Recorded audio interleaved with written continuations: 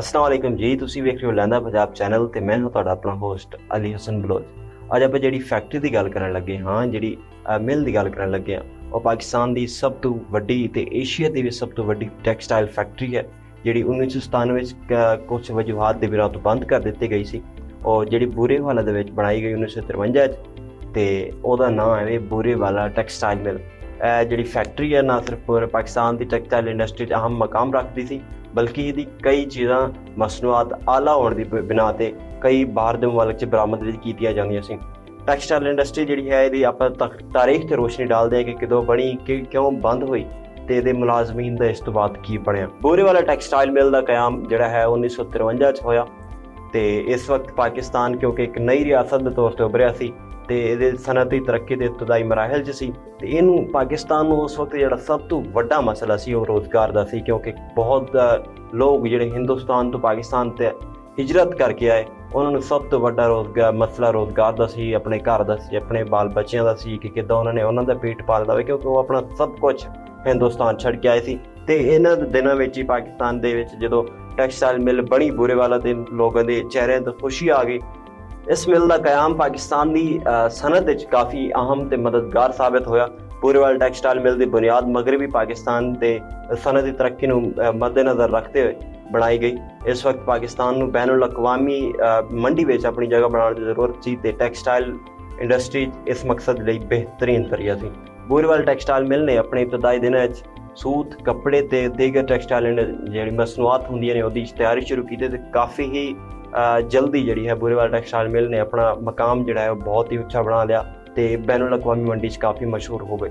पहल तो मिल जी है पाकिस्तान हुकूमत की तरफों चलाई गई तो बाद इन्हें जोड़ा है इनू प्राइवेट कर दिता गया, इसकी निजकारी कर दी गई तो इस तो बाद जी है मिल जी है Burewala textile mill industry private investor के हत्थे जो गई तो उस तो बाद इनू होर उच्चे मकाम पर लै जाने वास्ते बेहतरीन तो जदीद टैक्नोलॉजी तो अच्छी मशीनरी का इस्तेमाल किया गया।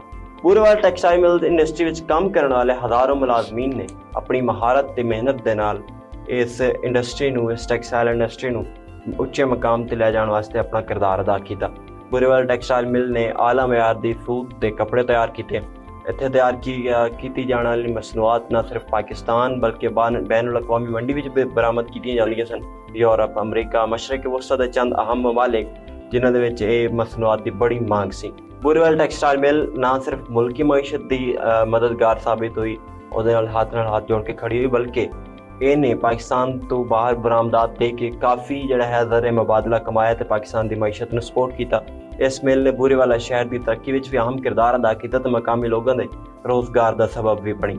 बदकिस्मती तो बूरेवाला टैक्सटाइल मिल 1997 में बंद कर दी गई। इसकी बंदिश के पीछे कई वजूहात ने जिन्होंने इंतजामी मसाइल, माली मुश्किलात, बैनुल अक़वामी मंडी मुसाबकत बढ़ती हुई तो सख्तियाँ शामिल सन। मिल की बंदिश से ना सिर्फ बूरेवाला बल्कि पूरे इलाके की मैशत से मनफी असरात पे।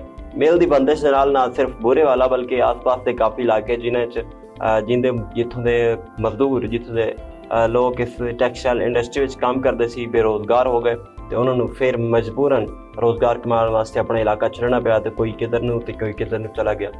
बूरेवाला टैक्सटाइल मिल की बंदिश जो सब तो बड़ा हाथ से उस वक्त की हुकूमत का सी 1997 की हुकूमत का जिन्हों के फैसले की वजह तो जिन्हों के निजकारी के फैसले की वजह तो इस मिल को काफ़ी इंतजामी मसाइल तो काफ़ी माशी मसाइल वेखने पाए जिन्हें मद्देनज़र रखते इस मिल को बंद कर दिता गया।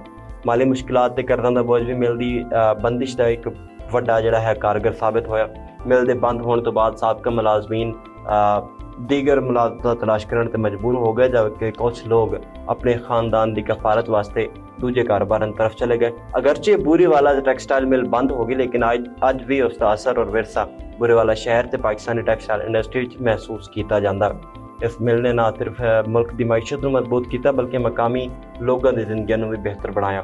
बूरेवाला टैक्सटाइल मिल इंडस्ट्री बंद होने तो बाद ना सिर्फ बूरेवाला के जोड़े है लोगों ने अपने सफ़र को जारी रखा बल्कि बूरेवाला ने एक ऐसे मकाम तक पहुँचाया कि अजकल उन्हें सिटी ऑफ एजुकेशन यानी कि पढ़े लिखिया का शहर किया जाता है। बूरेवाला टैक्सटाइल मिल इंडस्ट्री के बंद होने तो बाद ना सिर्फ बूरेवाला के लोगों ने अपनी मेहनत जारी रखी बल्कि बूरेवाला ने एक ऐसा शहर बनाया जो आजकल पाकिस्तान की मैशत अहम किरदार अदा कर रहा। ਬੁਰੇ ਹਾਲ ਦੇ ਵਿੱਚ ਅੱਜ ਜਦੀਦ ਸ਼ਹਿਰ ਬਣ ਚੁੱਕਿਆ। ਉਹਦੇ ਵਿੱਚ ਕਈ ਮਾਲ, ਕਈ ਮਰਾਕਜ਼ ਖਰੀਦਾਰੀ ਦੇ ਤੇ ਉੱਥੋਂ ਦੇ ਜਿਹੜੇ ਲੋਕ ਨੇ ਉਹ ਕਾਫੀ ਪੜ੍ਹੇ ਲਿਖੇ ਤੇ ਸੁਲਝੇ ਨੇ।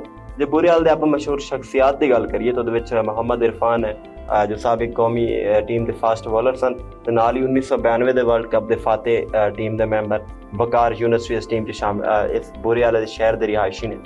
ਬੁਰੇ ਹਾਲ ਸ਼ਹਿਰ ਦੇ ਅਗਰ ਆਪਾਂ ਤਾਲੀਮ ਦੀ ਗੱਲ ਕਰੀਏ ਤਾਂ ਉੱਥੇ ਕਾਫੀ ਐਸੇ ਸਕੂਲਸ ਨੇ ਜਿਹੜੇ ਬੈਨ ਅਲ-ਅਕਵਾਮੀ ਮਿਆਰ ਤੇ ਬਣਾਏ ਗਏ ਨੇ। ਉੱਥੇ ਬੈਨ ਅਲ-ਅਕਵਾਮੀ ਮਿਆਰ ਤੇ ਤਾਲੀਮ ਦਿੱਤੀ ਜਾਂਦੀ ਹੈ। ਅਗਰ ਆਪਾਂ ਉੱਥੋਂ ਦੇ ਪੜ੍ਹੇ ਲਿਖਿਆਂ ਦੀ ਗੱਲ ਕਰੀਏ ਤਾਂ ਉੱਥੋਂ ਦੇ ਅਕਸਰ ਇਨਸਾਨ ਜੋ ਅੱਜ ਕੱਲ੍ਹ ਬਹੁਤ ਤਰੱਕੀ ਕਰ ਚੁੱਕੇ ਨੇ, ਤੇ ਨਾ ਸਿਰਫ ਪਾਕਿਸਤਾਨ ਦੀ ਬਲਕਿ ਬੈਨ ਅਲ-ਅਕਵਾਮੀ ਮਮਾਲਿਕ ਵਿੱਚ ਜਾ ਕੇ ਵੀ ਉਹਨਾਂ ਨੇ ਆਪਣਾ ਸਿੱਕਾ ਮਨਵਾਇਆ ਹੈ।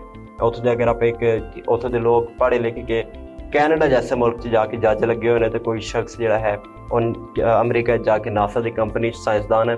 ਤੇ ਇਹ ਸੀ ਅੱਜ ਬੁਰੇ ਹਾਲ ਦੀ ਕਹਾਣੀ, ਬੁਰੇ ਹਾਲ ਦੇ ਟੈਕਸਟਾਈਲ ਬਿੱਲ ਇੰਡਸਟਰੀ ਦੀ ਕਹਾਣੀ ਕਿ ਉਹ ਕਿੱਥੋਂ ਸ਼ੁਰੂ ਹੋਈ, ਕਿੱਥੇ ਗਈ, ਕਿੱਥੇ ਉਹਨੂੰ ਦਵਾਲ ਹੈ ਤੇ ਕਿੱਥੇ ਉਹਨੂੰ ਅਰੂਜ ਪਹੁੰਚਾਇਆ ਗਿਆ। ਅਗਰ ਤੁਹਾਨੂੰ ਇਹ ਵੀਡੀਓ ਪਸੰਦ ਆਈ ਤੇ ਇਹਨੂੰ ਲਾਈਕ, ਸ਼ੇਅਰ ਤੇ ਸਬਸਕ੍ਰਾਈਬ ਜ਼ਰੂਰ ਕਰੋ। ਤੇ ਮੈਨੂੰ ਆਪਣੇ ਹੋਸਟ ਅਲੀ ਹਸਨ ਬਲੋਚ ਨੂੰ ਦਿਓ ਇਜਾਜ਼ਤ। ਮਿਲਦੇ ਕਿਸੇ ਹੋਰ ਦਿਨ ਕਿਸੇ ਬਿਹਤਰੀਨ ਜਿਹੇ ਟੌਪਿਕ ਦੇ ਨਾਲ। ਅੱਲਾ ਹਾਫਿਜ਼।